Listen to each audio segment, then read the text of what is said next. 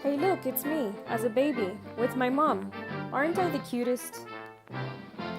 Well, let's backtrack a bit, shall we?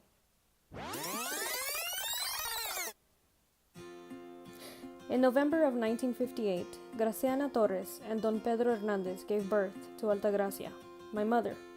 But don't call her Altagracia. She hates her name. She often says, "Yo no sé por qué mis padres me pusieron Altagracia. De alta no tengo nada, y de gracia, pues menos." My mom is from a little town called Agua Buena in San Luis Potosí. San Luis Potosí is a famous tourist attraction with beautiful scenery, as seen here. Agua Buena is located near Tamazopo, a city that is home to beautiful cascades like the Cascadas de Tamazopo or El Trampolín.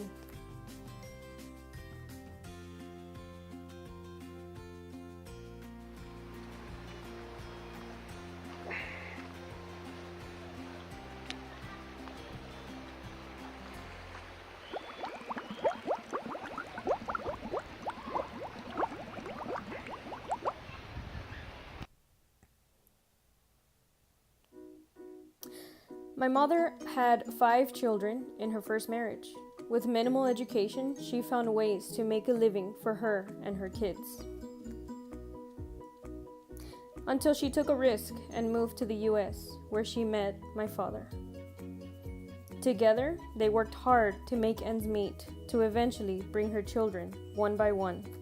We can only imagine the risks and sacrifices she took to move to the US. This lady right here was my grandma, Marianita, my dad's mom. Marianita was originally from Corpus Christi, but later moved to Control, Tamaulipas. This is where my father, Reyes, was born, a much smaller and poverty-driven town. There, Marianita and Tiberio had 8 children, 3 of which have passed. Hey look, there's my dad. You can see the machismo growing out of his sideburns. When my parents got married, they vowed to serve God and to dedicate their children to Him. Religion was very important to us. In the Mexican culture, Catholicism is said to be the religion of Mexico, but not for us. My brother and I were raised Baptist. Here we are, a Sunday morning church service. My brother looks thrilled to be there. My father was very strict. He always had been known to be have a machismo attitude. Perhaps not the woman-beating kind, but definitely overprotective of his family. He says he often prayed for a family, for God to send him una morenita, to name her Esmeralda. When I started kindergarten, Spanish was the only language I knew, so I had to learn English. I hated English at first. It was then that I discovered my love for art. It became my escape from the gringo world. This is the first ribbon I ever received. My dad still has it. Mexicans keep everything. In 3rd grade, I was moved to the Gifted and Talented program. I was picked on for knowing Spanish and bullied for not looking like a bolia. But I quickly learned not to be ashamed of my culture. At this point in my life, my parents could not help me with homework anymore. It was all English from here. I managed to pull through and beat the odds as the first generation. I found my voice and became art club president. I even designed our art club shirt. I was not expected to graduate. My parents and brothers had minimal education with no high school degrees. But I made it through. I even went to college where I studied computer drafting in a male-dominant career.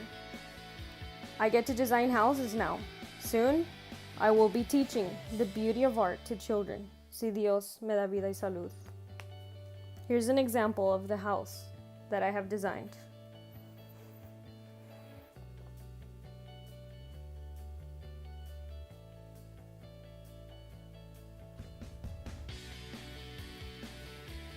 My mother has a tamal business aside from her job. When money was tight, we would sell food plates. My parents did not want us to be looked at as dependent from the government, so we figured it out. They taught us that our value and self-worth is all we have in this life, and we must dedicate it to God so that He always honors us.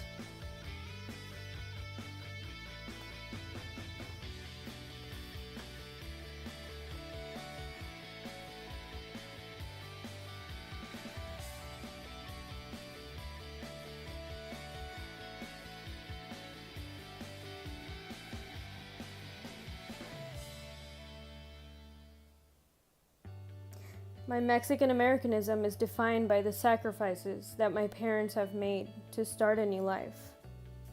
Without their life-changing decisions to come to the U.S., my brother and I would not be here today.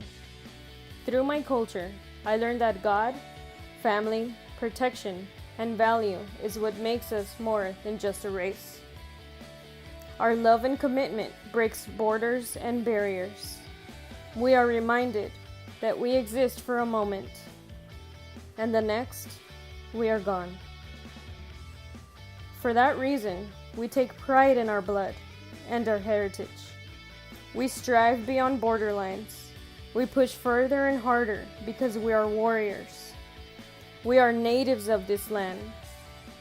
We join hand in hand with our neighbors, and we smile for hopes of a better tomorrow.